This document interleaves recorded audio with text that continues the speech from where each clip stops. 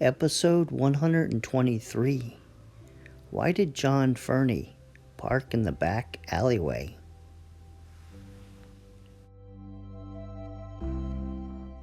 Some might say that John Fernie parked in the back alley because of the ransom note.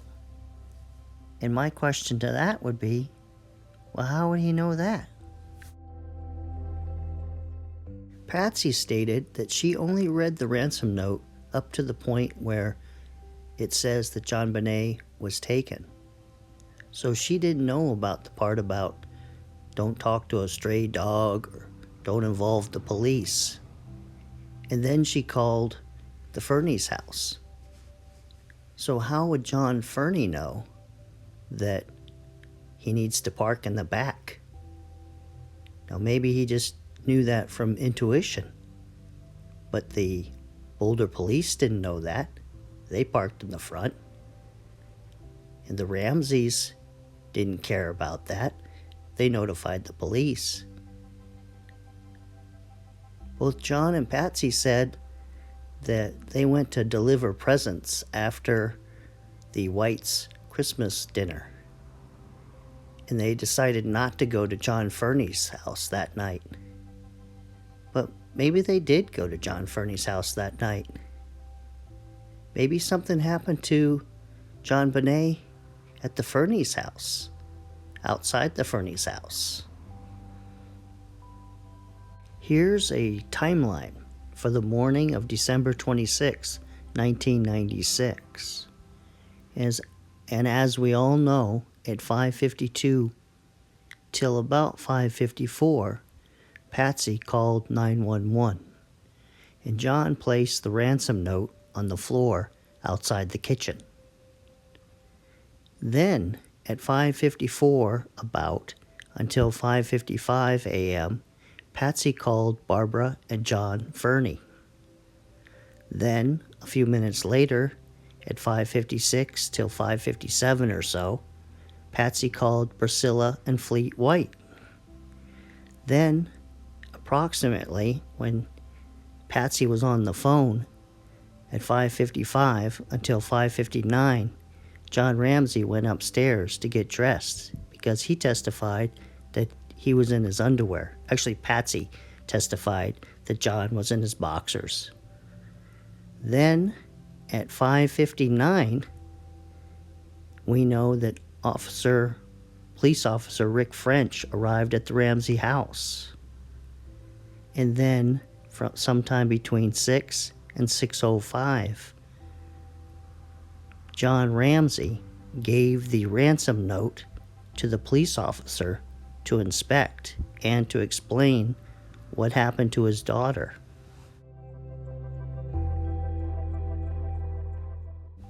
Here's a map of where John Fernie lived back in 1996 at 1950 Tin Cup Court in South Boulder.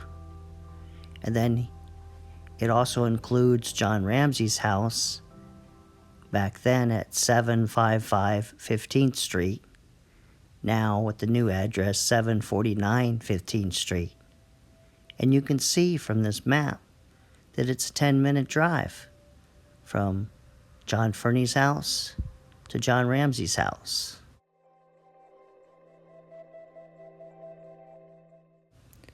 Okay, here I've placed our timeline back, but with some comments about John Fernie and his movements.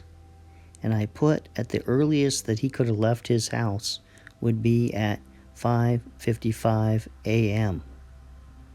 Because we know Patsy called 911 at 5:52 a.m. and spoke for a minute and a half or so. And then if she immediately called John Fernie and spoke to him, it just doesn't seem possible that he could leave before 5:55 a.m. It's amazing that he could leave that quickly. Then, after a 10-minute drive to the Ramsey's house at 6:05, he arrived at the back alley behind their house. and he went up to the back door. It's a glass door that you can look into the kitchen. And he testified that he read the ransom note.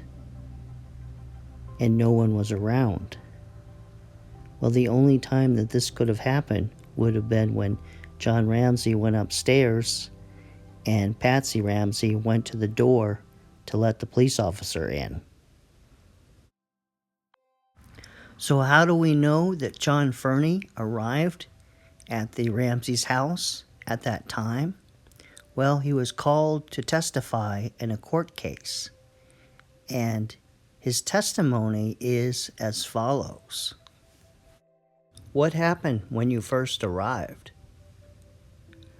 I drove my car up the alley and parked in the back of their house and went around to the patio door, which was a glass door leading into the kitchen and back of the house, and didn't see anybody, but saw a piece of paper lying on the floor. Looked at that. It was facing the other direction. Read it. And after the first few lines, realized something very strange was happening. And so I ran around to the front of the house and knocked on the door and was let in. Okay. Now, the document that you picked up, did that prove to be what has been designated as the Ramsey kidnapping note? Or the note involved in this homicide investigation? Yeah, I didn't pick it up. It was inside the door and I was outside. The door was locked. I read it through the door. You actually could read some of the language of the note? Yeah. Let me ask you, if I might, if you recall, who other than police officers or civilian people that you are familiar with that came to the house at or about the time you arrived? Fleet and Priscilla White were there when I arrived, and my wife came shortly thereafter, and our overstock, our priest, came after that as well. There's only a small window of opportunity, no pun intended, that John Fernie could have been at the Ramsey's house. Because when he looked through the window, Patsy had to have already called 911. He had to drive from his house to the Ramsey's house. And when he looked through the window and read the ransom note, no one was there.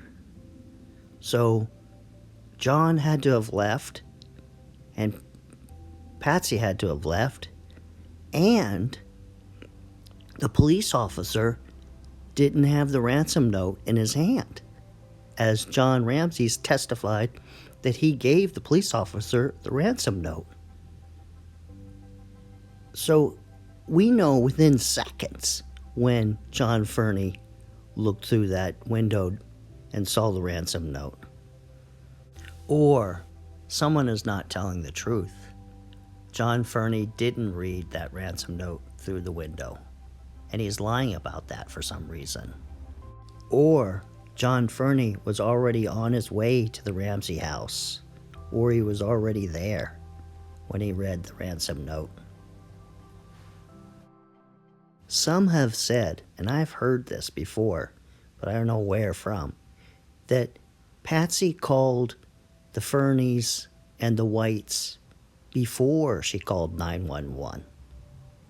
And this would explain John Fernie's testimony, that he is being truthful, and that Patsy's caught in a lie.